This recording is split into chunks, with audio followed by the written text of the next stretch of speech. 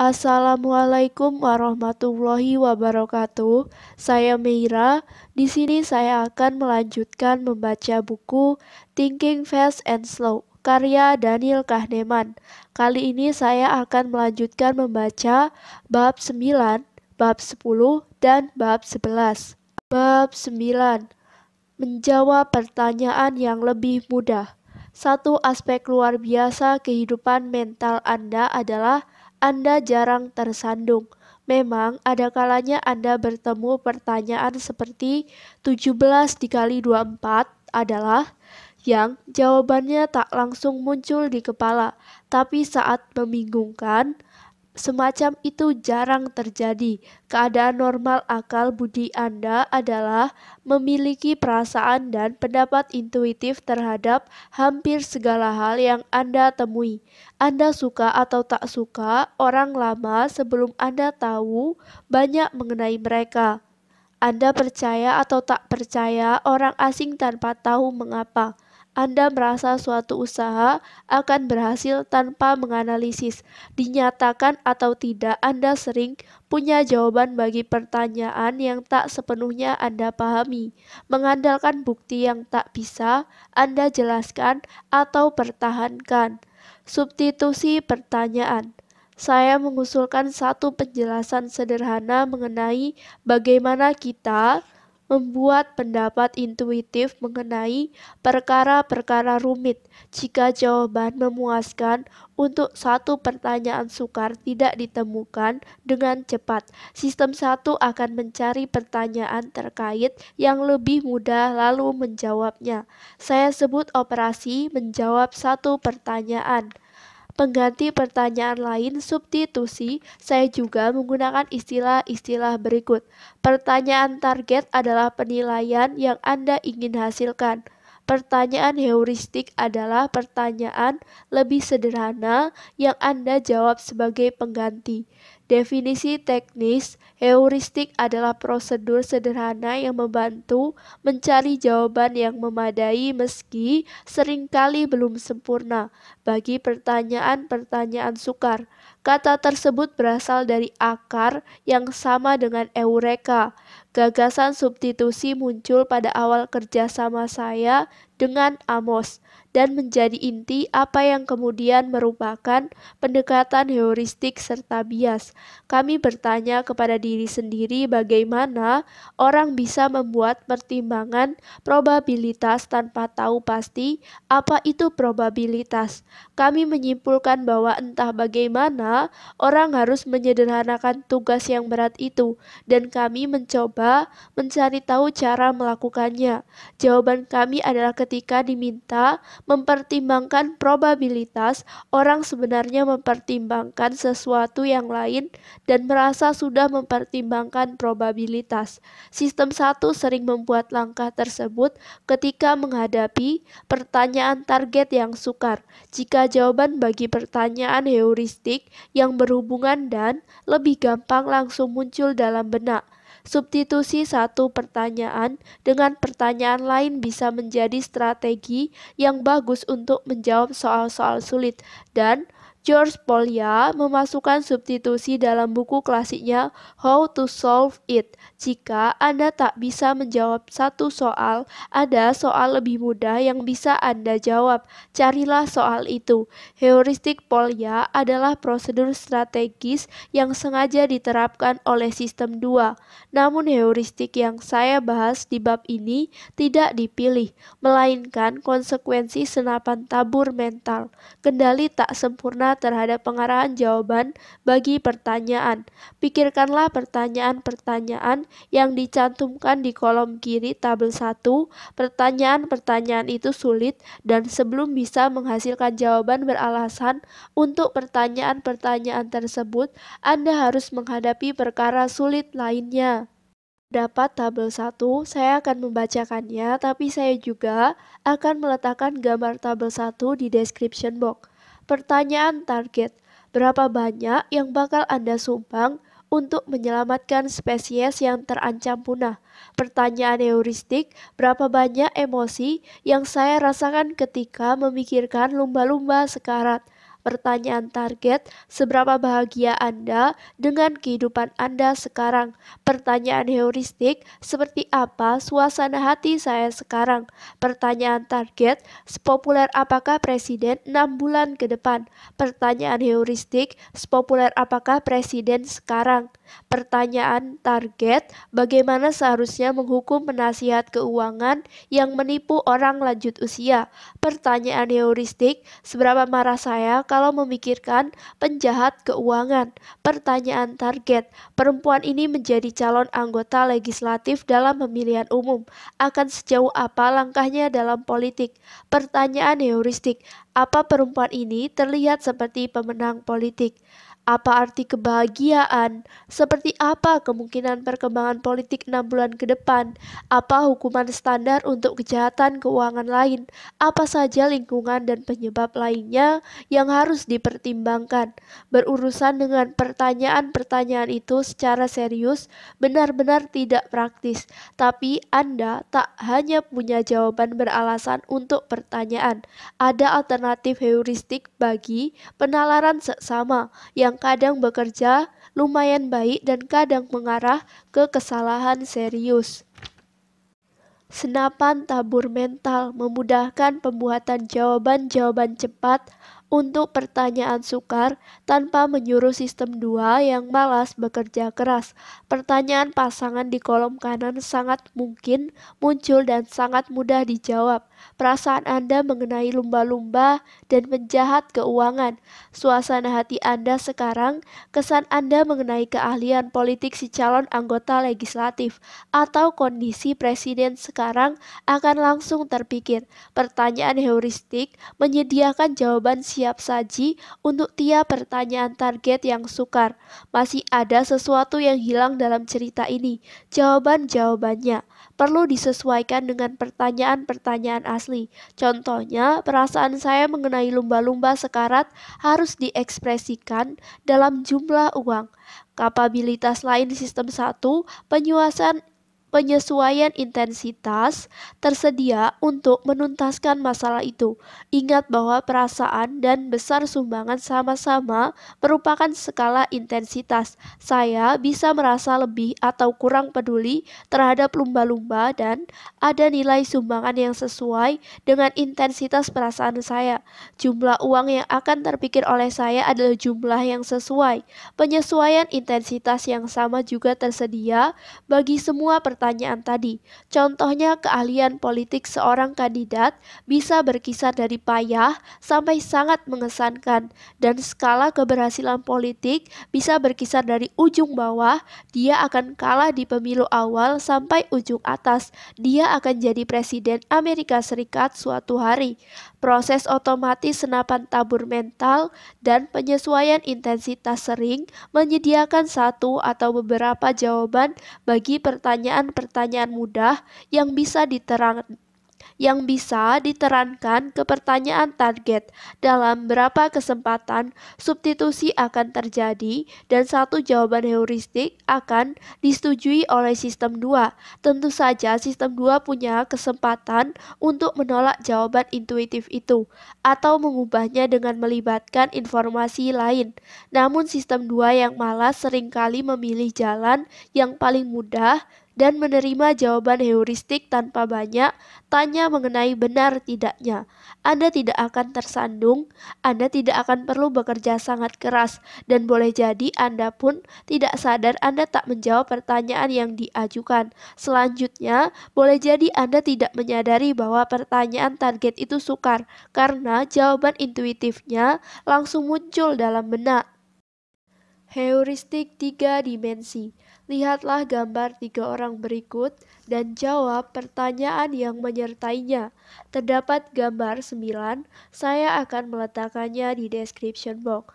Sebagaimana tercetak di halaman ini, apakah sosok di kanan lebih besar daripada sosok di kiri?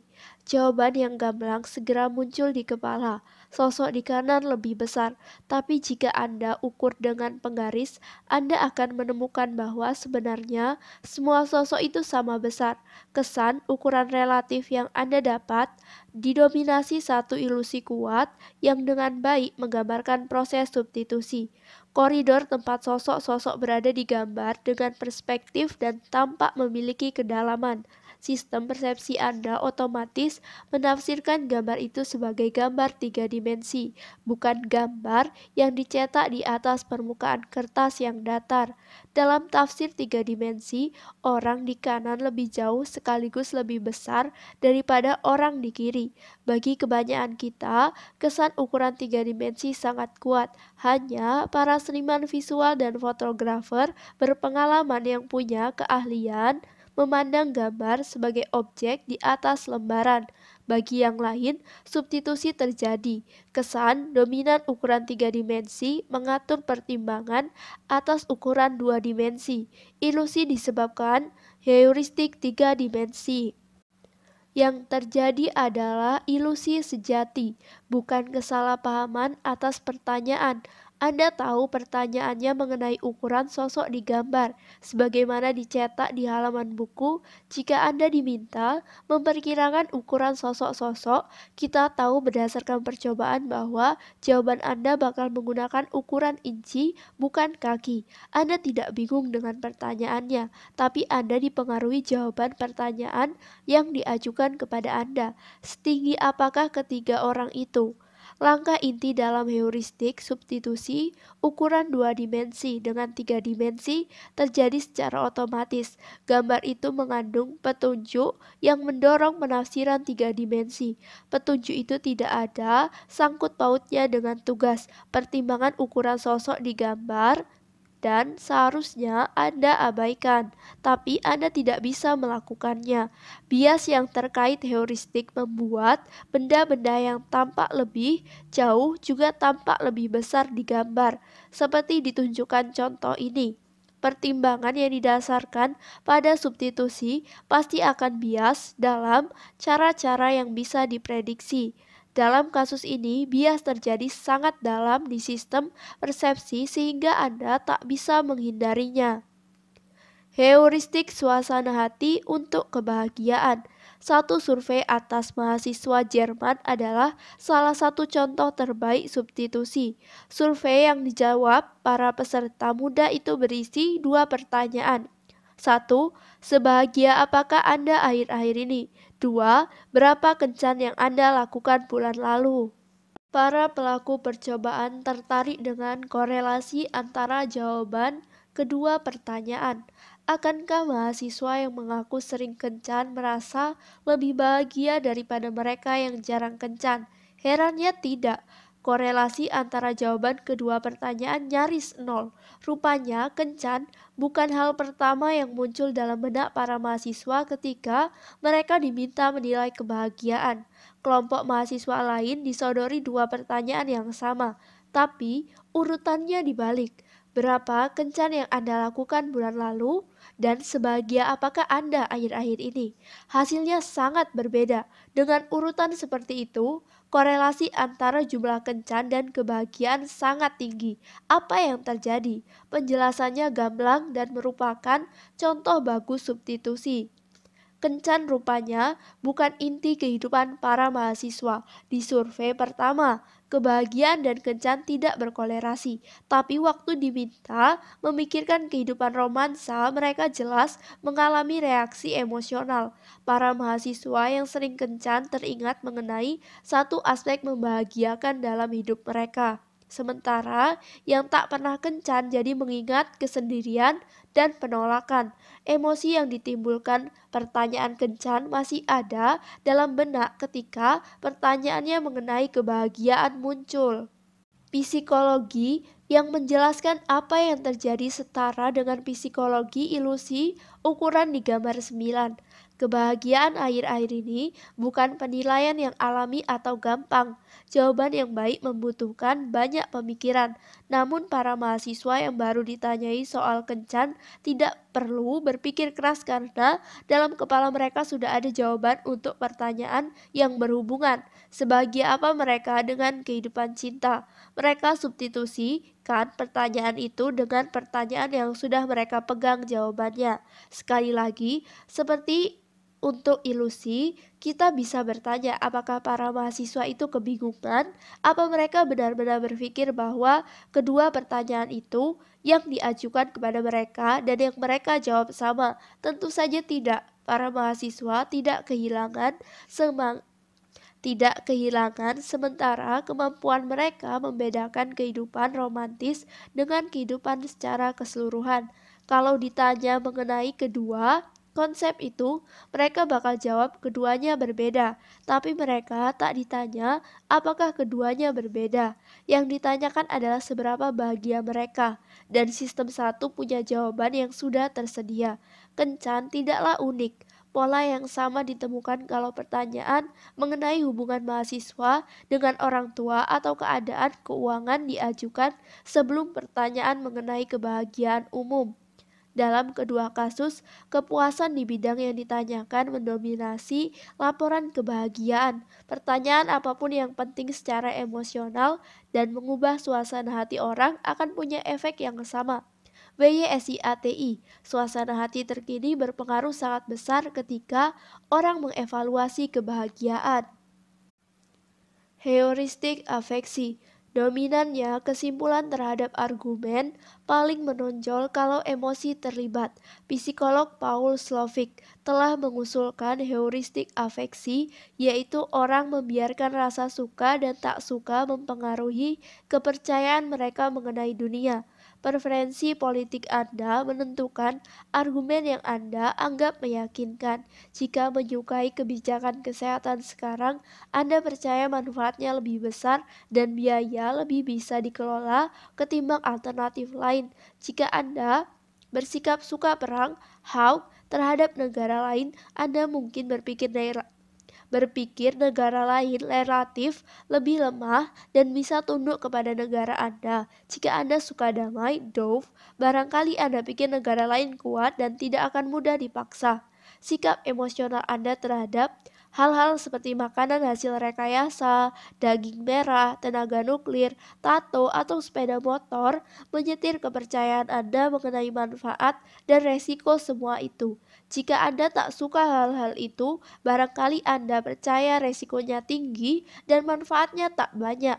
Menonjolnya kesimpulan bukan berarti akal budi Anda sepenuhnya tertutup dan pendapat Anda sepenuhnya tak bisa dimasuki. Informasi dan penalaran masuk akal. Kepercayaan Anda, juga sikap emosional Anda bisa berubah, setidaknya sedikit, ketika Anda tahu bahwa resiko suatu kegiatan yang Anda tak sukai ternyata lebih kecil daripada yang Anda kira. Namun, informasi mengenai resiko lebih kecil akan mengubah pandangan Anda mengenai manfaatnya juga menjadi lebih baik. Biarpun dalam informasi yang Anda terima tak disebutkan apa-apa mengenai manfaat itu. Di sini kita melihat sisi baru kepribadian sistem 2. Sampai sekarang saya lebih banyak menjabarkan sistem 2 sebagai pemantau yang menyetujui sambil diam-diam, yang memberi banyak ruang bagi sistem 1. Saya juga menampilkan sistem 2 sebagai yang aktif melakukan pencarian sengaja dalam ingatan, perhitungan rumit, perbandingan, perencanaan, dan pemilihan. Di soal tongkat pemukul bola dan banyak contoh lain interaksi kedua sistem, terlihat sistem 2 lah yang pada akhirnya berkuasa dengan kemampuan menolak saran sistem 1, memperlambat dan memaksa analisis logis. Kritik diri adalah salah satu fungsi sistem 2.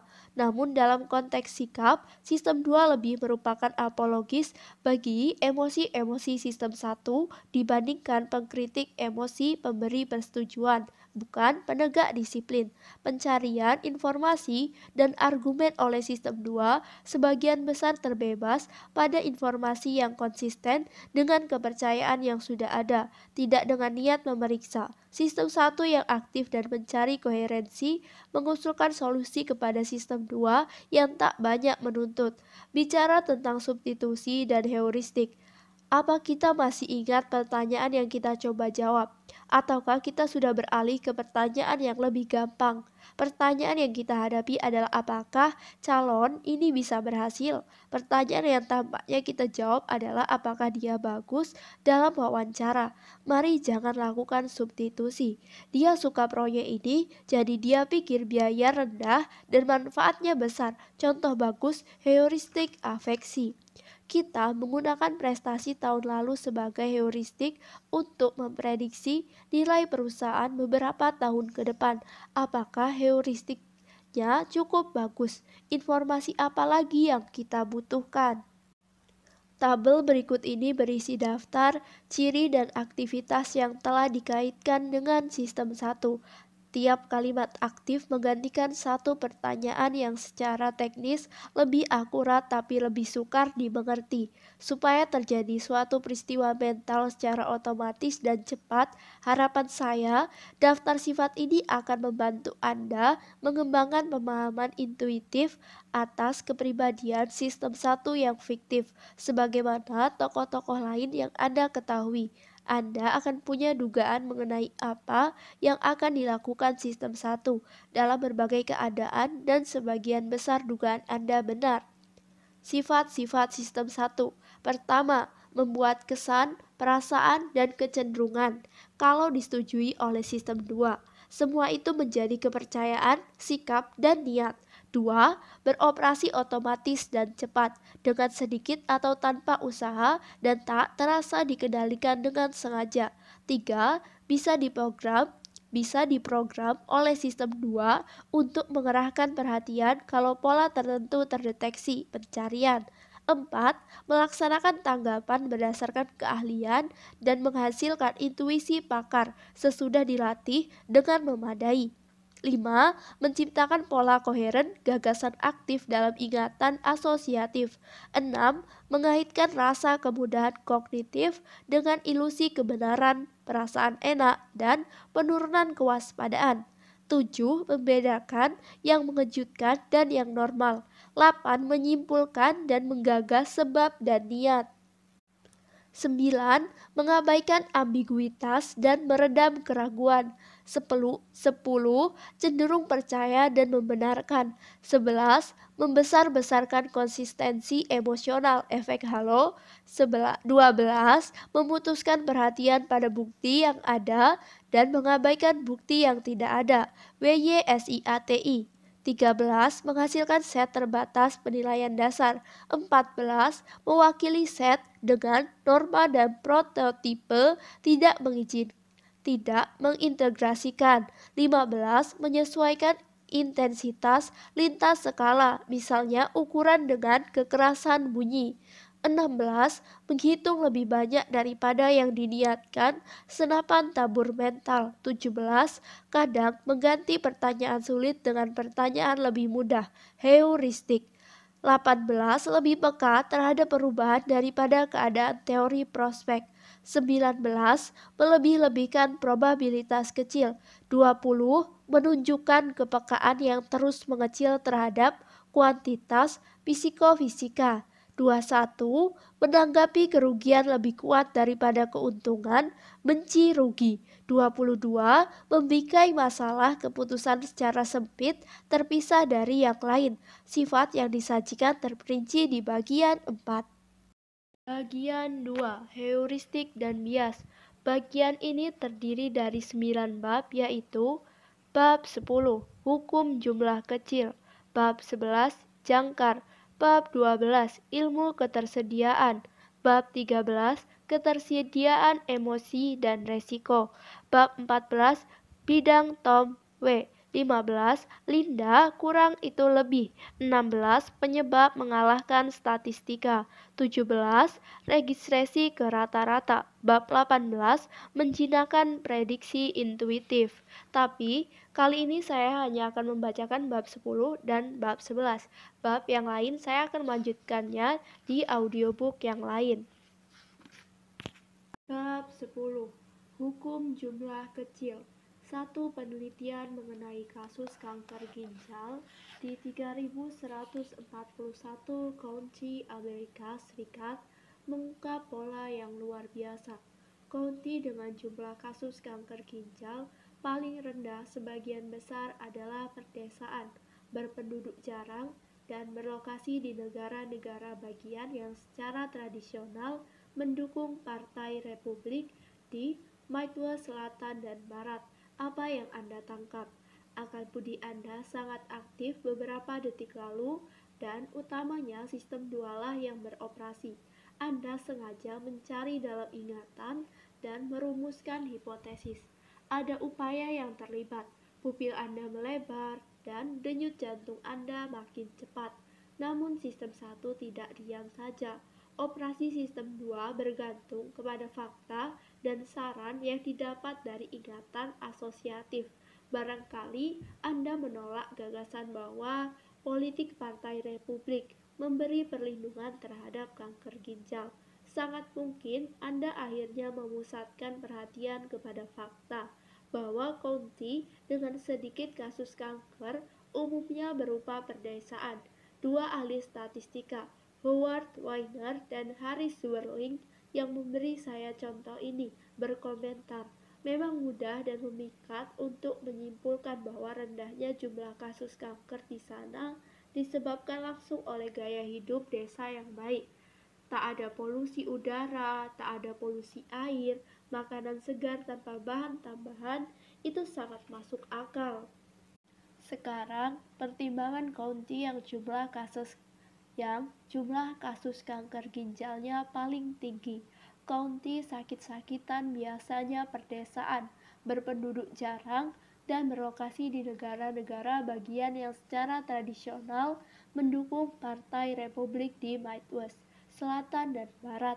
Dengan iseng, Weiner dan Zwerling berkomentar, memang mudah menyimpulkan bahwa tingginya jumlah kasus kanker di sana mungkin langsung disebabkan gaya hidup desa yang buruk, tak ada akses ke perawatan medis yang baik, makanan berlemak tinggi, terlalu banyak alkohol, terlalu banyak tembakau. Tentu saja ada yang salah. Gaya hidup desa tak bisa menjelaskan tinggi dan rendahnya jumlah kasus kanker ginjal sekaligus. Faktor kuncinya bukanlah bahwa county itu berupa perdesaan atau sebagian besar mendukung Partai Republik, melainkan bahwa penduduknya sedikit. Dan pelajaran utama yang didapat bukanlah dalam epidemiologi, melainkan sulitnya hubungan antara kita dan statistika. Sistem 1 sangat ahli dalam satu cara pikir. Sistem 1 otomatis dan tanpa susah payah dapat mengidentifikasi hubungan sebab akibat antar peristiwa, bahkan kadang kalau hubungannya mengada-ngada. Ketika diberitahu mengenai county dengan kasus kanker berjumlah besar, langsung Anda duga bahwa county tersebut berbeda dengan yang lainnya karena satu alasan, bahwa semestinya ada penyebab yang menjelaskan perbedaan itu. Tapi seperti akan kita lihat, sistem 1 tak becus saat menghadapi fakta statistik belaka yang mengubah peluang terjadinya hasil tertentu tapi tidak menyebabkan hasil itu. Suatu peristiwa yang terjadi secara acak menurut definisinya tidak bisa dijelaskan, tapi kumpulan peristiwa yang terjadi secara acak memang berperilaku sangat teratur. Bayangkan wadah besar yang berisi banyak kelereng. Separuh dari seluruh kelereng berwarna merah dan separuhnya lagi berwarna putih. Kemudian bayangkan seorang yang sangat sabar atau robot yang tanpa melihat mengambil 4 kelereng dari wadah, mencatat jumlah kelereng merah yang tanpa melihat mengambil 4 kelereng dari wadah, mencatat jumlah kelereng merah dan diambil, memasukkan lagi semua kelereng ke dalam wadah lalu mengulang semuanya lagi berkali-kali. Jika Anda merangkum hasilnya, Anda akan mendapati bahwa hasil 2 merah 2 putih terjadi hampir tepat 6 kali lebih sering daripada 4 merah dan 4 putih. Hubungan itu adalah fakta matematis. Anda bisa memprediksi hasil pengambilan sampel berulang-ulang dari satu wadah dengan keyakinan seperti Anda bisa memprediksi apa yang akan terjadi jika Anda pukul telur dengan palu. Anda tak bisa memprediksi tiap perincian pecahnya cangkang telur, tapi Anda bisa yakin dengan gagasan umumnya. Ada perbedaan rasa sebab akibat memuaskan yang Anda rasa ketika berpikir mengenai palu mengetok telur. Itu tidak ada ketika Anda berpikir mengenai pengambilan sampel. Satu fakta statistik yang berkaitan ada sangkut pautnya dengan contoh kanker. Di wadah yang sama, dua penghitung kelereng yang sangat sabar bergantian bekerja. Jack mengambil 4 kelereng pada tiap giliran. Jill mengambil 7. Keduanya mencatat berapa kali mendapat sampel seragam, semua putih atau semua merah. Jika keduanya mengulang cukup banyak, Jack akan mendapat hasil ekstrim lebih sering daripada Jill, sampai 8 kali lipat. Persentase yang diharapkan adalah 12,5% dan 1,56%. Sekali lagi, tak ada palu, tak ada sebab akibat, hanya fakta matematis. Sampel 4 kelereng memberi hasil ekstrim lebih sering daripada sampel 7 kelereng. Sekarang bayangkan populasi Amerika Serikat sebagai kelereng-kelereng dalam wadah raksasa. Berapa kelereng bertanda KG, kanker ginjal, Anda ambil sampel kelereng untuk menjadi populasi tiap county. Sampel county desa lebih kecil daripada county lain, seperti contoh Jack dan Jill. Hasil ekstrim jumlah kasus kanker sangat tinggi dan atau sangat rendah lebih mungkin ditemukan di county berpenduduk jarang. Demikianlah adanya. Kita mulai dari fakta yang meminta penyebab. Jumlah kasus kanker ginjal berbeda-beda di berbagai county, dan perbedaan sistematis. Penjelasan yang saya tawarkan bersifat statistik. Hasil ekstrim, tinggi dan rendah lebih mungkin ditemukan di sampel kecil ketimbang sampel besar. Penjelasan itu tidak bersifat sebab akibat, sekedar memperkenalkan presentase jumlah kasus kanker menjadi lebih tinggi atau lebih rendah daripada di populasi besar. Jika kita ulang analisisnya, akan kita amati bahwa pola umum hasil ekstrim di sampel kecil yang sama akan ada lagi, tapi county yang kasus kankernya banyak tahun lalu tak mesti mengalami hal yang sama tahun ini. Jika itu yang terjadi, perbedaan antara county berpenduduk padat dan jarang tidak benar-benar merupakan fakta. Itulah yang disebut artefak oleh para ilmuwan. Pengamat yang sepenuhnya dihasilkan suatu aspek metode penelitian dalam kasus ini oleh perbedaan ukuran sampel. Cerita yang saya sampaikan boleh jadi mengejutkan Anda, tapi tidak mengungkapkan apa-apa. Anda sudah lama mengetahui bahwa hasil dari sampel besar lebih layak dipercaya daripada hasil dari sampel kecil, dan orang-orang yang awam statistik pun sudah tahu mengenai hukum jumlah besar, law of large number tersebut. Tapi mengetahui bukanlah perkara ya dan tidak, dan boleh jadi Anda mendapati pernyataan-pernyataan berikut berlaku bagi Anda. Satu, sifat berpenduduk jarang, tidak langsung mencolok dan dianggap relevan ketika Anda membaca berita. 2, Anda setidaknya sedikit terkejut dengan besarnya perbedaan antara sampel berisi 4 kelereng dan 7 kelereng. 3, sekarang pun Anda harus mengerahkan usaha mental untuk melihat bahwa 2 pernyataan berikut bermakna persis sama. 1. Sampel besar lebih presisi daripada sampel kecil. 2. Sampel kecil memiliki hasil ekstrim lebih sering daripada sampel besar. Pernyataan pertama jelas tampak benar, tapi sampai versi kedua dimengerti secara intuitif. Anda belum memahami yang pertama.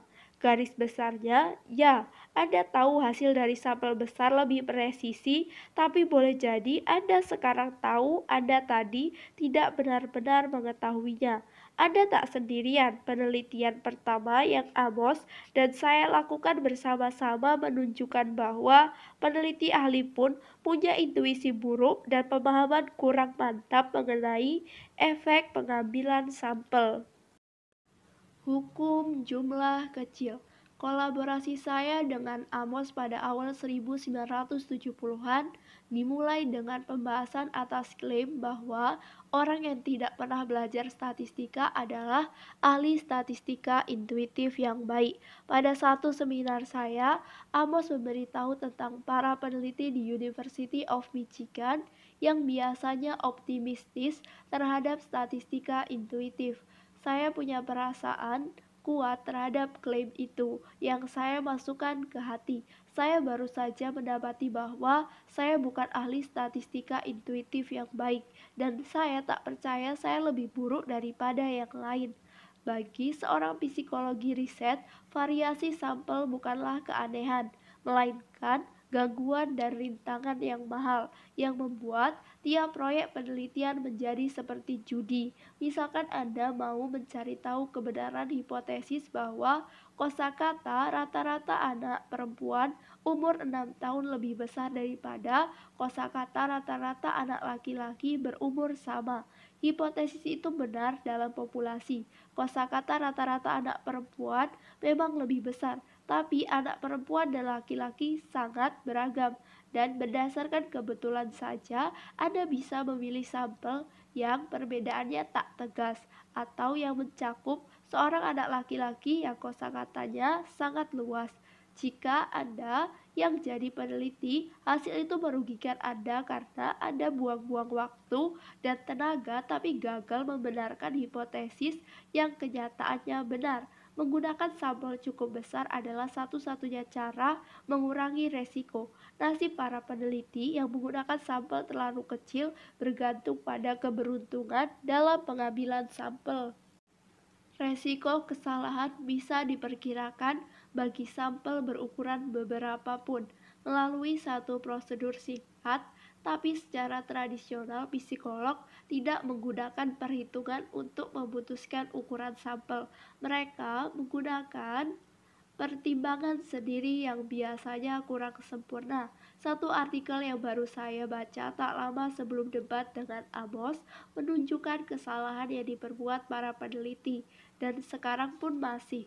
Berdasarkan satu pengamatan dramatis, si penulis menunjukkan bahwa psikolog bisa memilih sampel yang sangat kecil sehingga mereka beresiko 50% gagal memastikan kebenaran hipotesis mereka. Tak ada peneliti waras yang bakal menerima resiko sebesar itu. Satu penjelasan yang masuk akal adalah bahwa keputusan para psikolog mengenai ukuran sampel mencerminkan kesalahpahaman intuitif yang menyebar luas mengenai besar variasi karena sampel.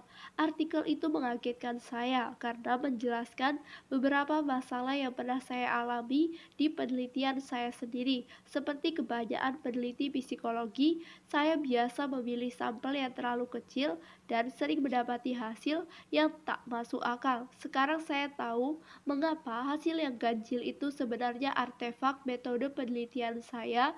Kesalahan saya lebih memalukan karena saya mengajar statistika dan tahu cara menghitung ukuran sampel yang bakal mengurangi resiko kegagalan sampai batas yang bisa diterima. Tapi saya sendiri tak pernah memilih ukuran sampel dengan menghitung. Seperti para kolega, saya mempercayai tradisi dan intuisi saya ketika merencanakan percobaan dan tak pernah serius memikirkan masalah sampel. Ketika Amos bicara di seminar, saya sudah sampai ke kesimpulan bahwa intuisi saya kurang memadai, dan dalam seminar kami segera bersepakat bahwa orang-orang yang optimis di Michigan itu keliru. Amos dan saya mulai memeriksa apakah hanya saya yang bodoh ataukah saya bagian kumpulan orang bodoh. Dengan mengetes apakah para peneliti yang ahli dalam matematika bakal membuat kesalahan serupa, kami kembangkan kuesioner yang menjabarkan situasi riset yang realistis, termasuk pengulangan percobaan-percobaan yang sukses. Kuesioner itu meminta para peneliti memilih ukuran sampel, memperhitungkan resiko kegagalan yang ditimbulkan pilihan mereka, lalu memberi saran kepada mahasiswa fiktif yang merencanakan penelitian. Amos mengumpulkan tanggapan sekelompok peserta ahli, termasuk para penulis 2 buku pelajaran statistika di 1 penemuan Society of Mathematical Psychology. Hasilnya gamblang, saya bukanlah satu-satunya orang bodoh, tapi kesalahan yang saya buat dibuat juga oleh sebagian besar subjek penelitian kami. Jelaslah bahwa para pakar pun kurang memperhatikan ukuran sampel. Amos dan saya memberi judul artikel bersama kami yang pertama, Believe in the Law of Small Number. Kami menjelaskan dengan menyindir bahwa intuisi mengenai sampel acak tampak mengikuti hukum jumlah kecil yang menyatakan bahwa hukum jumlah besar berlaku pada jumlah kecil juga. Kami juga sertakan rekomendasi tegas supaya para peneliti memperhatikan intuisi statistik dengan kecurigaan sepantasnya dan mengganti pembentukan kesan dengan perhitungan kapanpun bisa, mengunggulkan keyakinan dibanding keraguan. Dalam jejak pendapat lewat telepon terhadap 300 orang lanjut usia, 60% mendukung presiden. Jika Anda harus merangkum pesan itu dengan 3 kata saja, apa kiranya ketiga kata itu? Hampir pasti Anda bakal memilih lansia dukung presiden. Kata-kata itu menyediakan inti cerita, perincian jajak pendapat yang tak disebut-sebut, yakni bahwa jejak pendapat dilakukan lewat telepon dengan sampel 300 orang. Tidak menarik, karena hanya menyediakan informasi latar yang kurang mengundang perhatian. Rangkuman Anda akan sama jika ukuran sampelnya beda. Tentu saja, jumlah yang sangat absurd bakal menarik perhatian Anda. Jejak pendapat lewat telepon terhadap 6 atau 60 juta pemilih lanjut usia. Namun, kecuali Anda seorang profesional, boleh jadi Anda tak bereaksi amat berbeda dengan sampel berukuran 150 dan 3.000 orang. Itulah makna pernyataan orang tidak cukup peka terhadap ukuran sampel. Keterangan tentang jejak pendapat mengandung 2 jenis informasi, cerita dan sumber cerita. Sewajarnya Anda memutuskan perhatian kepada cerita ketimbang keandalan hasilnya. Tapi, kalau keandalannya jelas-jelas rendah, keterangan akan diabaikan jika Anda diberitahu bahwa satu kelompok partisipan telah melaksanakan jejak pendapat yang cacat dan bias untuk menunjukkan bahwa kaum lansia mendukung presiden. Tentu saja Anda akan menolak temuan jejak pendapat itu, dan temuan itu tak akan menjadi bagian hal-hal yang Anda percayai. Sebaliknya, jejak pendapat partisipan dan hasil palsunya bakal menjadi cerita dusta politik baru. Anda bisa memilih untuk tak percaya berita seperti itu dalam kasus-kasus yang demikian gamblang. Tapi, apakah Anda memisahkan antara saya baca di The New York Times dan saya dengar di dekat dispenser air? Bisakah sistem satu Anda membedakan berbagai kadar kepercayaan? Kaidah WYSIATI memberi kesan bahwa sistem satu tak bisa. Seperti saya jabarkan, sistem satu tidak suka meragukan. Sistem satu meredam ambiguitas dan secara spontan membuat cerita yang sekoheren mungkin, kecuali beritanya langsung ditolak. Asosiasi yang ditimbulkan berita akan menyebar seolah-olah beritanya benar. Sistem 2 bisa meragukan karena bisa memegang kemungkinan-kemungkinan yang saling bertentangan pada waktu bersamaan. Namun memelihara keraguan itu pekerjaan yang lebih berat daripada menjadi yakin. Hukum jumlah kecil adalah perwujudan atas bias umum yang lebih menyukai kepastian dibandingkan keraguan yang akan muncul dalam berbagai cara di bab-bab selanjutnya. Bias kuat ke arah percaya bahwa sampel kecil memang mewakili populasi sumbernya adalah bagian kisah yang lebih besar. Kita rentan membesar-besarkan konsistensi dan koherensi hal-hal yang kita lihat, keyakinan berlebihan para peneliti terhadap apa yang bisa dipelajari. Dari sedikit mengamat berhubungan erat dengan efek halo, perasaan lazim bahwa kita kenal dan mengerti seseorang yang mengenainya kita hanya ketahui sedikit. Sistem satu mendahului fakta dalam membangun gambaran yang lengkap berdasarkan sedikit bukti. Mesin untuk melompat ke kesimpulan akan bertindak seolah-olah percaya hukum jumlah kecil. Secara lebih umum, mesin itu akan menghasilkan gambaran realitas yang terlalu masuk akal, penyebab dan kebetulan. Mesin asosiatif mencari penyebab kesukaran kita dengan keteraturan statistik adalah bahwa keteraturan statistik menuntut pendekatan yang berbeda. Bukannya memusatkan perhatian kepada bagaimana suatu peristiwa terjadi, pandangan statistik mengaitkan peristiwa itu dengan apa yang dapat saja terjadi. Tidak ada hal khusus yang menyebabkannya. Secara kebetulan, peristiwa itulah yang terjadi, bukan alternatif lainnya. Kesukaan kita terhadap pemikiran sebab akibat mendatangkan kesalahan-kesalahan serius dalam mengevaluasi keacakan peristiwa-peristiwa murni acak. Sebagai contoh, perhatikan jenis kelamin 6 bayi yang lahir berurutan di suatu rumah sakit. Urutan anak laki-laki dan perempuan jelas acak. Peristiwa kelahiran terjadi saling mandiri, dan jumlah anak laki-laki dan perempuan yang lahir di rumah sakit itu dalam beberapa jam tidak berpengaruh sama sekali terhadap jenis kelamin bayi yang lahir sesudahnya. Sekarang pikirkan 3 kemungkinan urutan ini. L, L, L, P, P, P. L sebagai laki-laki, P sebagai perempuan. P, P, P, P, P, P. L, P, L, L, P, L. Apakah ketiga urutan itu sama peluang terjadinya? Jawaban intuitif tentu saja tidak. Keliru, karena peristiwa-peristiwa kelahiran itu independen dan karena hasil L dan P sama besar peluang terjadinya. Setiap kemungkinan urutan jenis kelamin dalam 6 kelahiran itu sama besar pula peluang terjadinya. Sekarang pun sesudah Anda tahu kesimpulan itu benar, tetap saja kesimpulan itu menentang intuisi Anda. Karena hanya kemungkinan urutan ketiga L, P, L, L, P, L yang tanpa acak. Sebagaimana diperkirakan, LPL LPL dianggap jauh lebih mungkin terjadi daripada kedua urutan lain. Kita adalah pencari pola orang-orang yang percaya akan dunia yang koheren, tempat keteraturan seperti 6 anak perempuan lahir berurutan muncul bukan karena kebetulan, melainkan sebagai hasil sebab akibat mekanis atau kehendak suatu pihak. Kita tidak berharap melihat keteraturan dihasilkan proses acak. Dan ketika mendeteksi apa yang tampaknya suatu aturan, kita dengan cepat menolak gagasan bahwa prosesnya benar-benar acak.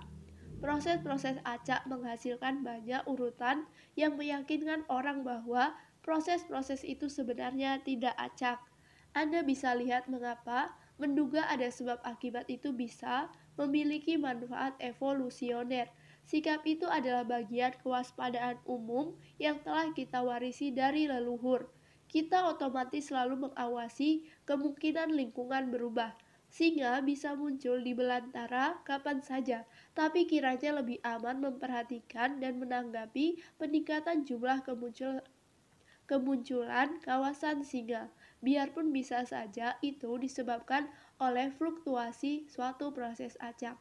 Kesalahpahaman umum mengenai keacakan kadang punya konsekuensi besar. Dalam artikel kami mengenai keterwakilan, Amos dan saya mengutip kata-kata ahli statistika William Feller yang menunjukkan mudahnya orang melihat pola meski pola itu tidak ada. Selama pengeboman intensif London dengan roket pada Perang Dunia II, lazim dipercaya bahwa pengeboman itu tak mungkin terjadi secara acak karena peta lokasi jatuhnya bom menunjukkan daerah-daerah luas yang terhindar. Beberapa orang curiga mata-mata Jerman terletak di daerah-daerah yang tak terkena pengeboman. Analisis statistika seksama mengungkap bahwa penyebaran jatuhnya bom itu hasil proses acak dan juga khas karena menimbulkan kesan kuat bahwa prosesnya tak acak. Bagi orang awam, kata Feller, keacakan tampak seperti keteraturan atau kecenderungan mengerombol. Tak lama sesudahnya, saya mendapat kesempatan untuk menerapkan apa yang saya pelajari dari Feller. Peran Yom Kippur pecah pada 1973 dan satu-satunya sumbangan besar saya dalam perang itu adalah saran kepada para perwira-perwira tinggi Angkatan Udara Israel untuk menghentikan satu penyelidikan. Perang udara awalnya buruk bagi Israel karena rudal darat ke udara. Mesir di luar dugaan ternyata ampuh. Kerugian Israel tinggi dan kelihatannya tak tersebar merata. Saya diberitahu mengenai 2 skuadron yang berangkat dari pangkalan yang sama. Satu kehilangan 4 pesawat dan satu lagi tak kehilangan satu pun. Penyelidikan dimulai untuk mencari tahu apa yang menyebabkan skuadron yang naas mengalami kerugian besar. Tak ada alasan untuk percaya bahwa salah satu skuadron lebih efektif daripada yang lain. Dan tak ada perbedaan yang ditemukan ketika operasi, tapi tentu saja kehidupan tiap pilot itu berbeda, termasuk seingat saya seberapa sering mereka pulang sesudah melakukan misi dan sesuatu mengenai pelaksanaan pelaporan akhir. Saran saya, komandan seharusnya menerima bahwa perbedaan hasil itu kebetulan belaka dan para pilot tidak usah ditanya-tanyai lebih lanjut. Menurut saya, kemungkinan jawabannya adalah karena nasib. Pencarian penyebab yang kurang jelas tak ada gunanya, dan juga para pilot di skuadron sudah mengalami kerugian yang tak perlu ditambah-tambahi dengan disalahkan atas kerugian itu. Beberapa tahun kemudian, Amos dan 2 mahasiswanya, Tom Gilovich dan Robert Fallon, menimbulkan kehebohan dengan penelitian atas kesalahan persepsi terhadap keacakan dalam olahraga bola basket. Fakta bahwa pemain bola basket kadang mendapat tangan panas biasa diterima oleh pemain, pelatih, dan penggemar. Menarikan kesimpulan tak bisa ditahan. Seorang pemain menceploskan bola ke keranjang 3 atau 4 kali berturut-turut dengan kecenderungan mencetak angka yang lebih tinggi untuk sementara. Pemain di kedua tim yang bermain menyesuaikan diri dengan pertimbangan itu. Rekan satu tim lebih banyak mengoper kepada pemain yang sedang panas dan lawan lebih mungkin menghadangnya. Tapi analisis terhadap ribuan rangkaian lemparan bola ke keranjang mengarah ke kesimpulan mengecewakan. Tangan panas dalam olahraga bola basket profesional itu tidak ada, baik itu melempar dari lapangan maupun lemparan hukuman. Tentu saja, beberapa pemain melempar lebih baik daripada yang lain, tapi urutan keberhasilan dan kegagalan memasukkan bola dalam keranjang memenuhi syarat keacakan. Tangan panas itu hanya ada dalam pikiran orang yang selalu terlalu cepat mempersepsi keteraturan dan sebab akibat dalam keacakan. Tangan panas adalah ilusi kognitif besar dan tersebar luas. Reaksi masyarakat terhadap riset itu adalah bagian ceritanya. Temuan tersebut disambut oleh pers karena kesimpulannya mengejutkan dan tanggapan umum masyarakat adalah tak percaya. Ketika pelatih termasyur Boston Celtics, Red Auerbach, mendengar mengenai Gilovich dan penelitiannya, Auerbach menanggapi, siapa sih orang ini? Jadi dia bikin penelitian, peduli amat. Kecenderungan untuk melihat pola di keacakan sangat kuat, jelas lebih mengesankan daripada orang yang melakukan penelitian. Ilusi pola mempengaruhi kehidupan kita dengan banyak cara, tak hanya di lapangan bola basket. Berapa tahun Anda akan menunggu sampai menyimpulkan bahwa seorang penasihat investasi sangat piawai? Berapa akuisisi sukses yang diperlukan Dewan Komisaris untuk percaya bahwa sang CEO punya keahlian khusus dalam menangani urusan semacam itu? Jawaban sederhana bagi pertanyaan-pertanyaan itu adalah jika mengikuti intuisi Anda akan lebih sering keliru karena salah mengklasifikasi peristiwa acak sebagai peristiwa sistematis. Kita selalu sering menolak pandangan bahwa sebagian besar hal yang kita lihat dalam kehidupan bersifat acak. Saya mulai bab ini dengan contoh kasus kanker di seluruh Amerika Serikat. Contoh itu muncul dalam buku yang dimaksudkan sebagai buku pelajaran statistik, tapi saya mengetahuinya dari satu artikel menghibur yang ditulis 2 ahli statistika yang saya kutip. Howard Weiner, dan Harry Zwerling. Esai mereka berfokus pada satu investasi besar, sekitar 1,7 miliar dolar yang diberikan Gates Foundation untuk menanggapi temuan mengherankan mengenai ciri-ciri sekolah paling sukses. Banyak peneliti mencoba mengungkap rahasia pendidikan sukses dengan mencari sekolah-sekolah paling sukses untuk mengetahui apa yang membuat sekolah-sekolah itu berbeda dengan yang lain. Salah satu kesimpulan dalam penelitian itu adalah bahwa sekolah-sekolah paling sukses rata-rata berukuran kecil. Dalam survei atas 1.662 sekolah di Pennsylvania, misalnya 6 dari 50 teratas adalah sekolah kecil, dan itu proporsinya yang 4 kali lipat lebih banyak ketimbang sekolah berukuran lain. Data itu mendorong Gates Foundation membuat investasi besar untuk membangun sekolah-sekolah kecil, kadang dengan memecah sekolah besar menjadi beberapa sekolah kecil. Setidaknya setengah lusin lembaga terkenal lain seperti Annenberg Foundation dan Pay Collaborators ikut serta dalam upaya itu. Juga program komunitas pembelajar kecil Departemen Pendidikan Amerika Serikat. Barangkali cerita itu masuk akal secara intuitif bagi Anda. Mudah saja membuat cerita sebab akibat yang menjelaskan mengapa sekolah kecil bisa memberi pendidikan lebih unggul dan menghasilkan siswa sangat berprestasi karena tiap siswa mendapat lebih banyak perhatian dan dukungan ketimbang di sekolah besar.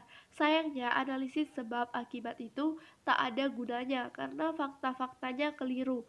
Jika para ahli statistika yang melapor ke Gates Foundation bertanya mengenai ciri-ciri sekolah terburuk, kiranya mereka bakal temukan bahwa sekolah-sekolah yang buruk juga cenderung lebih kecil dibanding rata-rata. Yang benar, sekolah kecil bukan rata-rata lebih baik, melainkan sekedar lebih beragam. Malah, kata Weiner dan Zwerling, sekolah besar justru cenderung memberi hasil lebih baik, terutama di kelas-kelas lebih tinggi yang menyediakan beragam pilihan mata pelajaran. Berkat kemajuan terkini dalam psikologi kognitif, kita sekarang bisa melihat jelas apa yang baru bisa saya dan Amos intip.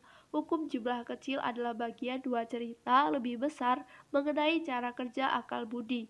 Keyakinan berlebihan kepada sampel kecil hanyalah contoh suatu ilusi yang lebih umum. Kita lebih memperhatikan isi pesan daripada informasi mengenali keandalan pesan. Dan akibatnya, kita jadi punya pandangan terhadap dunia yang lebih sederhana dan koheren daripada yang diperkenalkan oleh data. Melompat ke kesimpulan itu lebih aman dalam dunia hayalan kita ketimbang di realitas. Statistika menghasilkan banyak pengamat yang tampaknya menuntut penjelasan sebab akibat, tapi sebenarnya tak bisa dijelaskan demikian. Banyak fakta di dunia terjadi karena kebetulan, termasuk dalam pengambilan sampel. Penjelasan sebab akibat untuk peristiwa kebetulan tak pelak lagi keliru. Bicara tentang hukum jumlah kecil, ya, studio itu sudah membuat 3 film yang sukses sejak CEO baru mengambil alih, tapi sekarang masih terlalu cepat untuk berkata dia bertangan dingin. Saya tak mau percaya si trader baru itu jenius sampai saya berkonsultasi dengan ahli statistika yang bisa memperhitungkan kemungkinan rentetan keberhasilannya. Itu karena kebetulan saja. Sampel pengamatan terlalu kecil untuk membuat kesimpulan. Jangan ikuti hukum jumlah kecil. Saya berencana merahasiakan kecil percobaan sampai kita punya sampel yang cukup besar. Kalau tidak, kita akan mendapat tekanan untuk buru-buru membuat kesimpulan.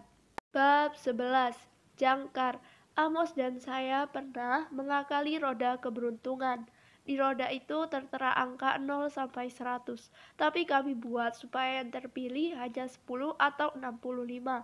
Kami merekrut para mahasiswa University of Oregon sebagai peserta dalam percobaan kami. Salah satu di antara kami berdiri di depan sekelompok kecil mahasiswa, memutar roda dan meminta mereka menulis angka yang terpilih ketika roda berhenti, yang tentu saja hanya 10 atau 65. Lalu kami mengajukan dua pertanyaan. Presentase negara Afrika di antara anggota PBB lebih besar atau lebih kecilkah dibanding angka yang Anda tulis? Sebutkan dugaan Anda mengenai presentase negara Afrika di PBB. Putaran roda keberuntungan termasuk yang tak diakali, tak bisa memberi informasi berguna tentang apapun. Dan para peserta dalam percobaan kami seharusnya mengabaikan putaran itu, tapi mereka tak mengabaikan roda keberuntungan. Rata-rata perkiraan mereka yang melihat 10 dan 65 adalah 25% dan 45%. Fenomena yang kami pelajari sangat umum dan penting dalam dunia sehari-hari, sehingga Anda harus tahu namanya. Efek jangkar. Efek jangkar terjadi ketika orang memikirkan nilai tertentu untuk suatu jumlah yang belum diketahui sebelum memperkirakan jumlah tersebut. Yang terjadi adalah salah satu hasil paling andal dan kuat dalam psikologi eksperimental. Perkiraan itu dekat dengan angka yang dipikirkan, sehingga menimbulkan sebutan jangkar. Jika ditanya apakah Gandhi berumur di atas 114 tahun, ketika meninggal, Anda akan memperkirakan umur Gandhi ketika meninggal lebih tinggi daripada jika pertanyaan jangkarnya menyebutkan kematian pada umur 35 tahun. Jika sedang mempertimbangkan berapa yang harus Anda bayar untuk membeli rumah, Anda akan dipengaruhi harga yang pertama ditawarkan. Rumah yang sama akan tampak lebih berharga jika harga penawaran pertamanya tinggi. Biarpun Anda bertekad ingin menolak pengaruh harga tinggi itu, dan banyak lagi contoh lain. Daftar efek jangkar tak ada habisnya. Angka berapapun yang diminta diperkirakan oleh Anda sebagai satu kemungkinan jawaban bagi soal perkiraan akan menimbulkan efek jangkar. Kami bukanlah yang pertama kali mengamati efek jangkar, tapi percobaan kami adalah demonstrasi pertama absurditasnya. Pertimbangan orang dipengaruhi oleh angka yang benar-benar tak informatif. Tak ada cara untuk menjelaskan masuk akalnya efek jangkar roda keberuntungan. Amos dan saya mempublikasikan percobaan itu dalam makalah untuk Science, dan efek roda keberuntungan termasuk salah satu temuan paling terkenal yang kami laporkan di makalah itu. Hanya ada satu masalah. Amos dan saya tidak sepenuhnya sepakat mengenai psikologi efek jangkar. Dia mendukung satu tafsiran, saya suka tafsiran lain, dan kami tidak pernah menemukan cara menuntaskan perselisihan itu. Masalah beda penafsiran itu akhirnya dituntaskan puluhan tahun kemudian oleh upaya banyak peneliti. Sekarang sudah jelas bahwa Amos dan saya sama-sama benar. Dua mekanisme yang berbeda menghasilkan efek jangkar. Tiap mekanisme menghasilkan satu jenis. Ada bentuk penjangkaran yang terjadi dalam proses penyesuaian sengaja, operasi sistem 2, dan ada penjangkaran yang terjadi karena efek penyiapan manifestasi otomatis sistem 1. Penjangkaran sebagai penyesuaian. Amos menyukai gagasan heuristik penyesuaian dan penjangkaran sebagai strategi untuk memperkirakan jumlah tak pasti. Mulai dari satu angka jangkar, perkiraan apakah angka itu terlalu tinggi atau rendah, dan pelan-pelan sesuaikan perkiraan Anda dengan bergerak secara mental dari jangkar. Penyesuaian itu biasanya berakhir terlalu cepat, karena orang berhenti kalau tak lagi yakin harus melangkah lebih lanjut.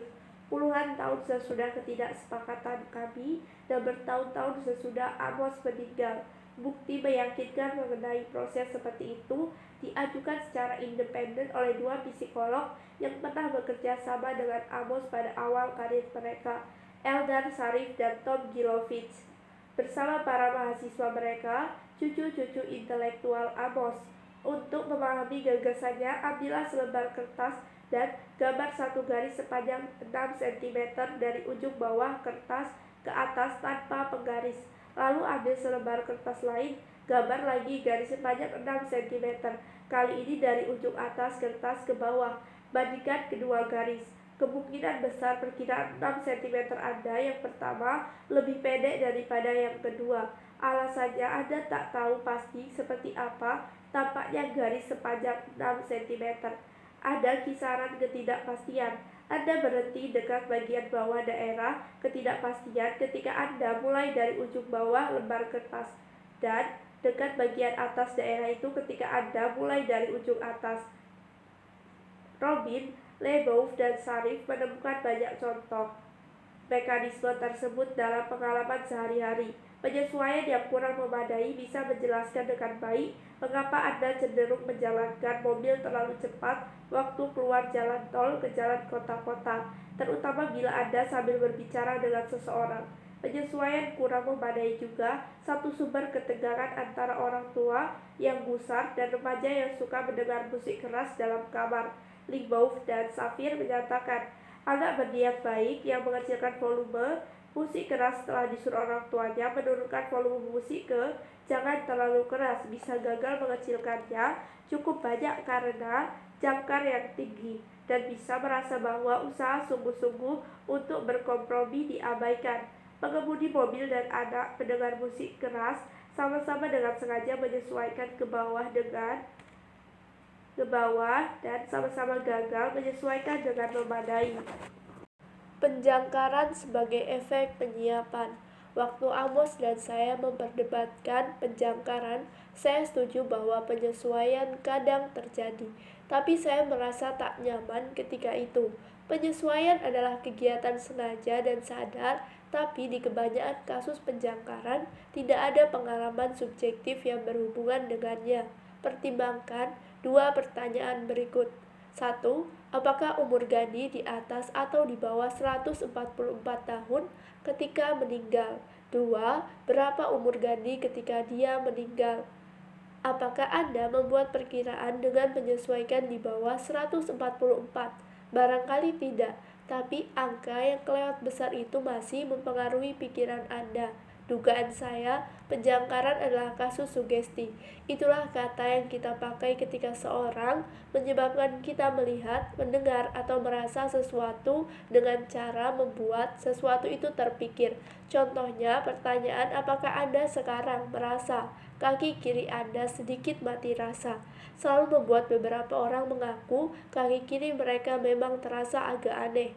Amos lebih konservatif dibanding saya dalam menduga, dan dengan tepat dia menunjukkan bahwa sugesti tidak membantu kita memahami penjangkaran, karena kita tak tahu cara menjelaskan sugesti. Saya harus sepakat dengannya, tapi tidak pernah antusias dengan gagasan penyesuaian tak memadai sebagai satu-satunya penyebab efek jangkar. Kami melakukan banyak percobaan yang berakhir kurang tegas untuk memahami penjangkaran, tapi kami gagal terus dan akhirnya berhenti menulis lebih banyak mengenainya. Teka-teki yang mengalahkan kami itu sekarang sudah terjawab karena konsep sugesti tak jelas.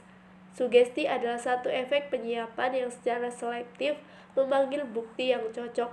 Anda tidak percaya Gandhi hidup selama 144 tahun, tapi mesin asosiatif Anda pasti membangkitkan kesan orang yang sangat tua. Sistem 1 mengerti kalimat dengan mencoba menjadikannya benar, dan pengaktifan selektif pemikiran-pemikiran yang cocok menghasilkan sekelompok kesalahan sistematis yang membuat kita bisa ditipu dan cenderung percaya terlalu kuat terhadap apapun yang kita percayai. Kita sekarang bisa melihat mengapa Amos dan saya tak menyadari bahwa ada dua tipe penjangkaran. Teknik penelitian dan gagasan teoretis yang kami perlukan belum ada ketika itu. Teknik dan gagasan itu dikembangkan belakangan oleh orang lain. Proses yang menyerupai sugesti memang bekerja di banyak situasi. Sistem 1 berusaha keras membangun dunia di mana jangkar adalah jumlah yang benar. Itulah satu perwujudan koherensi asosiatif yang saya jabarkan di bagian pertama buku ini. Dua psikolog asal Jerman, Thomas Bussewiller dan Fritz Streeck, memberikan contoh paling meyakinkan mengenai peran koherensi asosiatif dalam penjangkaran. Di satu percobaan mereka mengajukan pertanyaan jangkar mengenai suhu. Apakah suhu rata-rata tahunan di Jerman lebih tinggi atau lebih rendah daripada 20 derajat Celcius? Atau apakah suhu rata-rata tahunan di Jerman lebih tinggi atau lebih rendah daripada 5 derajat Celcius?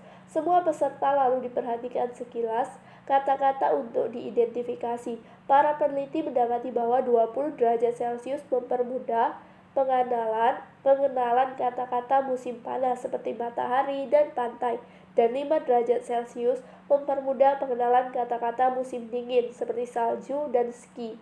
Pengaktifan selektif ingatan yang cocok menjelaskan penjangkaran. Angka besar dan kecil mengaktifkan set gagasan yang berbeda dalam ingatan.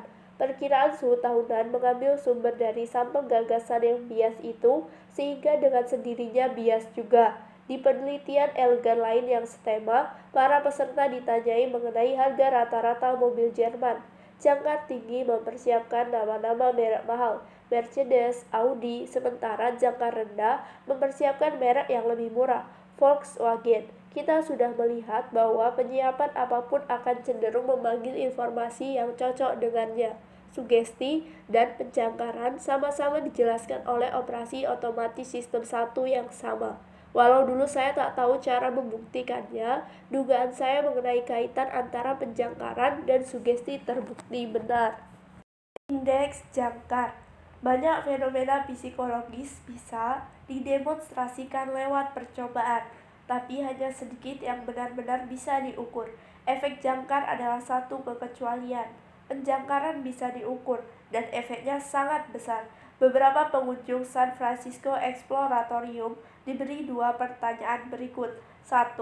Apakah tinggi pohon kayu merah tertinggi di atas atau di bawah 360 meter? 2. Menurut dugaan Anda, berapakah tinggi pohon kayu merah tertinggi? Jangkar tinggi dalam percobaan ini adalah 360 meter. Untuk pengunjung lain, pertanyaan pertama membuat jangkar terendah 50 meter. Perbedaan antara kedua jangkar itu 310 meter. Sebagaimana diperkirakan, kedua kelompok menghasilkan rata-rata dugaan yang amat berbeda, 257 dan 86 meter. Perbedaan antara keduanya 171 meter. Indeks jangkar adalah rasio antara dua perbedaan, 171/310, yang dinyatakan dalam presentase 55%. Ukuran panjang penjangkaran bakal 100% bagi orang-orang yang menggunakan jangkar sebagai perkiraan, dan 0 bagi orang-orang yang mengabaikan jangkar. Nilai 55% yang diamati di contoh ini adalah biasa. Nilai yang dekat telah diamati di banyak kasus lain. Efek jangkar bukanlah sekedar sesuatu yang menarik di laboratorium, melainkan juga bisa kuat di dunia nyata. Dalam satu percobaan yang dilakukan beberapa tahun lalu, agen-agen properti diberi kesempatan menilai harga satu rumah yang memang sedang dipasarkan.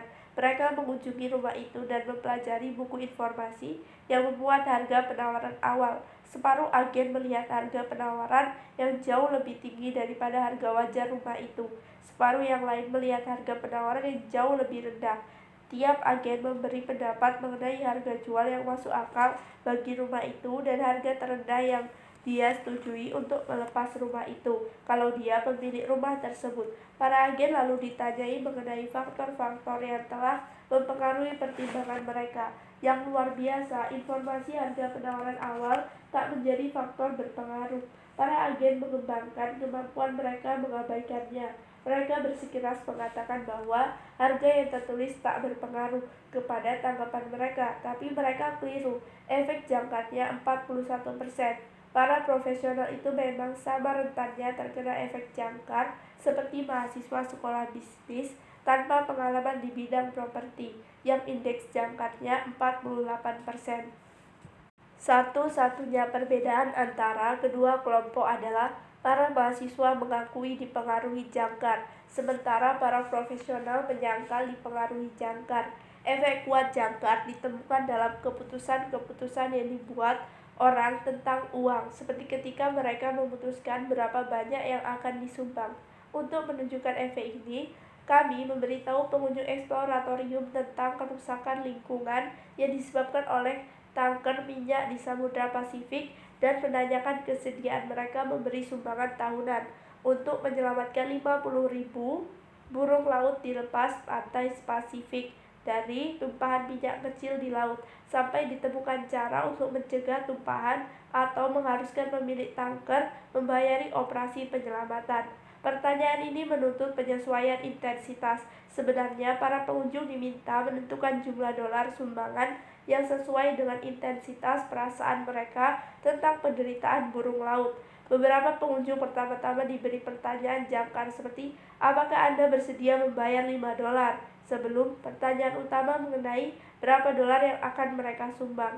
Ketika jangkar tidak disebutkan, para pengunjung di eksploratorium umumnya orang-orang yang peduli lingkungan rata-rata mengatakan bersedia membayar $64.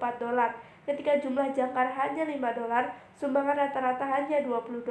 Ketika jangkarnya tinggi, $400, kesediaan untuk menyumbang meningkat menjadi rata-rata $143. Perbedaan antara kelompok jangkar tinggi dan jangkar rendah adalah $123. Efek jangkarnya di atas 30% menunjukkan kalau permintaan awal dinaikkan $100, yang didapat adalah kenaikan rata-rata kesediaan menyumbang $30. Efek jangkar yang setara atau bahkan lebih besar telah ditemukan di banyak penelitian taksiran dan kesediaan membayar. Contoh warga Prancis yang tinggal di kawasan Marseilles yang tercemar berat ditanyai mengenai peningkatan biaya hidup yang kiranya mereka mau terima jika dapat hidup di daerah yang lebih sedikit pencemarannya. Efek jangkarnya di atas 50% pada penelitian itu. Efek jangkar gampang diamati di perdagangan online. Tempat barang yang sama sering ditawarkan dengan harga penawaran berbeda-beda. Taksiran di lelang karya seni juga jangkar yang mempengaruhi penawaran pertama. Ada situasi-situasi ketika penjangkaran tampak masuk akal. Bagaimanapun, tidak mengejutkan bila orang yang diberi pertanyaan sulit berusaha mencari jawaban dengan segala cara, dan jangkar itu salah satu caranya. Jika tidak tahu apa-apa mengenai pohon-pohon California dan ditanyai apakah pohon kayu merah bisa lebih tinggi dari 360 meter, boleh jadi Anda menyimpulkan angka itu tidak jauh dari jawaban yang tepat. Orang yang tahu tinggi pohon kayu merah yang sebenarnya membuat pertanyaan itu jadi jangkar mungkin merupakan petunjuk berharga. Namun satu temuan penting riset penjangkaran adalah bahwa jangkar yang jelas-jelas acak bisa seefektif jangkar yang berpotensi informatif. Ketika kami menggunakan roda keberuntungan untuk memberi jangkar perkiraan proporsi negara Afrika di PBB, indeks jangkarnya 44%. Masih di dalam kisaran efek yang diamati pada jangkar yang layak dijadikan petunjuk. Efek jangkar yang seukuran telah diamati di percobaan yang menggunakan beberapa angka terakhir nomor Social Security peserta sebagai jangkar, misalnya untuk memperkirakan jumlah dokter di kota mereka. Kesimpulannya jelas, jangkar bukan berpengaruh karena orang percaya jangkar memberi informasi. Kekuatan jangkar acak telah didemonstrasikan dalam beberapa keadaan meresahkan. Hakim-hakim Jerman dengan rata-rata pengalaman 15 tahun pertama-tama membaca deskripsi seseorang perempuan yang tertangkap mengutil di toko, lalu melempar sepasang dadu yang sudah diakali sehingga tiap lemparan menghasilkan total angka 3 atau 9. Begitu dadu selesai dilempar, para hakim ditanyai apakah akan memvonis perempuan itu dengan penjara sejumlah bulan yang lebih besar atau kecil daripada angka yang ditujukan kedua dadu. Terakhir, para hakim diminta menetapkan hukuman penjara yang bakal mereka jatuhkan kepada si pengutil. Rata-rata hakim yang mendapatkan angka 9 dari dadu berkata bakal menghukum dia 8 bulan penjara. Yang mendapat 3 berkata bakal menghukum 5 bulan penjara. Efek jangkarnya 50%. Penggunaan dan penyalahgunaan jangkar. Sekarang seharusnya Anda yakin bahwa efek jangkar kadang karena penyiapan, kadang karena penyesuaian tak memadai, ada di mana-mana. Mekanisme psikologis yang menghasilkan penjangkaran membuat kita jauh lebih mudah disugesti daripada yang kita harap. Dan tentu saja ada banyak orang yang mau dan bisa memanfaatkan kelemahan kita itu. Efek jangkar menjelaskan mengapa. Misalnya penjahatan sepihak itu siasat pemasaran yang ampuh. Beberapa tahun lalu, para pembelanja pasar swalayan di Sioux City, Iowa, melihat promosi sup Campbell's diskon 10% dari harga normal. Pada beberapa hari ada tanda di rak yang menyatakan batas 12 kaleng per orang. Pada hari-hari lain, tandanya menyatakan tidak ada batas. Para pembelanja membeli rata-rata 7 kaleng ketika batas berlaku, 2 kali lebih banyak dibanding yang mereka beli ketika tak ada batas. Penjangkaran bukan satu-satunya penjelasan adanya penjatahan menyiratkan barang-barang cepat habis, dan para pembelanja jadi merasa harus membeli banyak supaya tidak kehabisan. Tapi kita juga tahu penyebutan 12 kaleng sebagai kemungkinan jumlah yang dibeli bakal menghasilkan penjangkaran, biarpun angka itu didapat dari undian. Kita lihat strategi yang sama dipakai dalam negosiasi harga rumah. Ketika penjual melakukan langkah pertama dengan mengajukan harga penawaran, seperti dalam banyak permainan lain, bergerak lebih dulu adalah keuntungan dalam negosiasi satu perkara. Contohnya, ketika harga adalah satu-satunya perkara yang harus disepakati antara pembeli dan penjual, seperti mungkin Anda alami sendiri sewaktu tawar-menawar di pasar. Jangkar pertama berpengaruh kuat.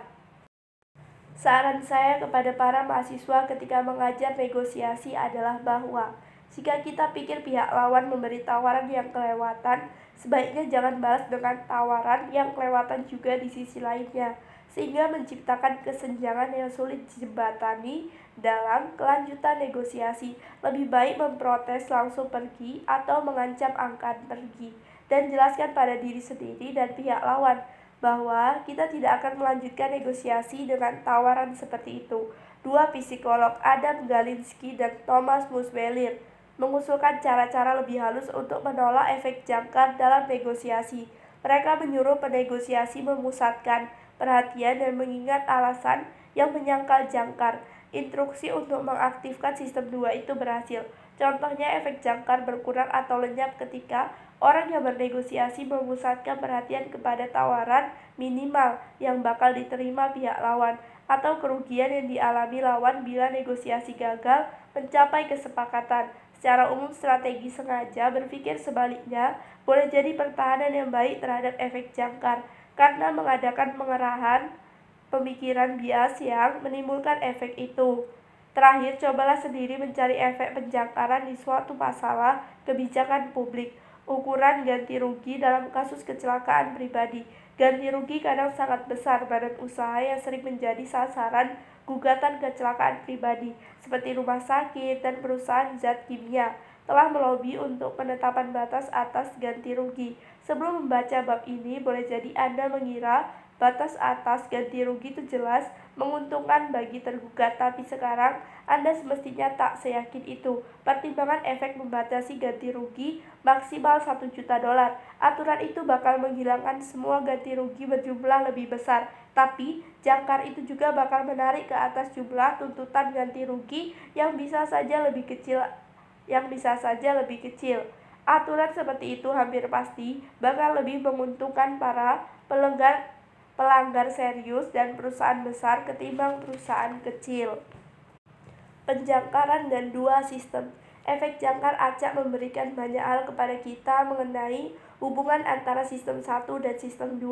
Efek jangkar selalu diteliti dengan tugas pertimbangan dan pilihan yang ujung-ujungnya diselesaikan oleh sistem 2. Namun, sistem 2 bekerja berdasarkan data yang ditarik dari ingatan melalui operasi otomatis sistem 1 yang tak disengaja. Oleh karena itu, sistem 2 rentan terhadap pengaruh bias jangkar yang membuat sebagian informasi lebih mudah ditarik. Selanjutnya, sistem 2 tak punya kendali atas efek jangkar dan tak mengetahuinya. Para peserta percobaan yang telah terekspos jangkar acak atau absurd seperti kematian Gandhi pada umur 144 tahun dengan yakin menyatakan informasi yang jelas-jelas absurd itu tak dapat mempengaruhi perkiraan mereka, tapi mereka keliru. Kita lihat dalam pembahasan hukum jumlah kecil bahwa suatu pesan, kecuali kalau langsung ditolak karena jelas-jelas bohong, akan punya pengaruh yang sama pada sistem asosiatif tanpa peduli keandalannya. Inti pesan adalah cerita yang didasarkan kepada informasi apapun yang tersedia, meski jumlah informasinya hanya sedikit dan mutunya buruk. WYSIATI. Ketika Anda membaca cerita mengenai penyelamatan heroik seorang pendaki gunung yang terluka, efek berita itu terhadap ingatan asosiatif Anda sama. Tanpa peduli cerita itu, laporan berita, atau sinopsis film, penjangkaran berasal dari aktivasi asosiatif itu. Benar tidaknya atau bisa dipercaya tidaknya, cerita itu hanya sedikit atau tidak berpengaruh. Efek kuat jangkar acak adalah kasus ekstrim fenomena itu, karena jangkar acak jelas-jelas tak menyediakan informasi sama sekali. Sebelumnya, saya membahas berbagai macam efek penyiapan ketika pemikiran dan perilaku Anda bisa dipengaruhi rangsangan yang tak Anda perhatikan, bahkan yang tak Anda sadari. Hikmah utama penelitian penyiapan adalah bahwa pemikiran dan perilaku kita dipengaruhi lebih banyak daripada yang kita tahu atau inginkan oleh lingkungan. Banyak orang menganggap temuan penelitian penyiapan sukar dipercaya karena tidak berhubungan dengan pengalaman subjektif. Yang lain menganggap temuan itu meresahkan karena mengancam rasa subjektif otonomi dan kehendak. Jika screensaver di komputer yang tak ada sangkut pautnya dengan Anda bisa mempengaruhi kesediaan Anda membantu orang asing tanpa Anda sadari, seberapa bebaskah Anda? Efek jangkar juga mengancam dengan cara yang sama. Anda selalu sadar akan jangkar dan bahkan memperhatikannya, tapi Anda tidak tahu bagaimana jangkar mengarahkan dan membatasi pemikiran Anda karena tidak bisa membayangkan bagaimana kiranya Anda berpikir jika jangkarnya berbeda atau tidak ada. Namun Anda sebaiknya menganggap angka apapun yang Anda hadapi sudah punya efek jangkar terhadap Anda. Dan jika taruhannya besar, sebaiknya Anda mengerahkan diri Anda, sistem 2 Anda, untuk melawan efek itu. Bicara tentang jangkar, perusahaan yang mau kita ambil mengirim rencana bisnis mereka dengan perkiraan pendapatan. Sebaiknya jangan biarkan angka itu mempengaruhi pemikiran kita, singkirkan dulu angkanya. Rencana itu skenario terbaik. Mari kita hindari menjadikan rencana sebagai jangkar ketika memperkirakan hasil sesungguhnya. Berpikir mengenai bagaimana rencana bisa gagal adalah salah satu caranya. Tujuan kami dalam negosiasi adalah membuat mereka terjangkar ke angka ini.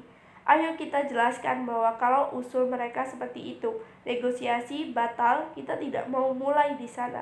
Pengacara tergugat menyampaikan rujukan tak berhubungan yang memuat jumlah ganti rugi yang lewat kecil, dan akibatnya itu menjadi jangkar bagi hakim.